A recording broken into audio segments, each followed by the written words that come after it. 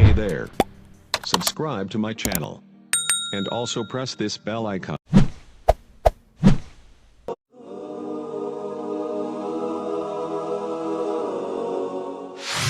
جو لوگ اپنے مال اللہ کی راہ میں صرف کرتے ہیں ان کے خرچ کی مثال ایسی ہے جیسے ایک دانہ بویا جائے اور اس سے 7 بالیں نکلیں اور ہر بال میں 100 دانے ہوں۔ اسی طرح اللہ جس کے عمل کو چاہتا ہے افزونی عطا فرماتا ہے، وہ فراخ دست بھی ہے اور علیم بھی۔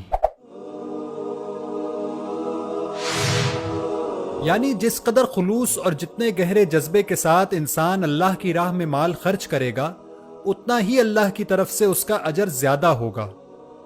جو خدا ایک دانے میں اتنی برکت دیتا ہے کہ اس سے 700 دانے اگ سکتے ہیں، اس کے لیے کچھ مشکل نہیں کہ تمہارے خیرات کیے ہوئے 1 روپے کے خرچ کو اتنی ترقی دے کہ اس کا اجر 700 گنا ہو کر تمہاری طرف پلٹے۔ اس حقیقت کو بیان کرنے کے بعد اللہ کی 2 صفات ارشاد فرمائی گئی ہیں۔ ایک یہ کہ وہ فراغ دست ہے، اس کا ہاتھ تنگ نہیں ہے کہ تمہارا عمل فی الواقع جتنی ترقی اور جتنے اجر کا مستحق ہو وہ نہ دے سکے۔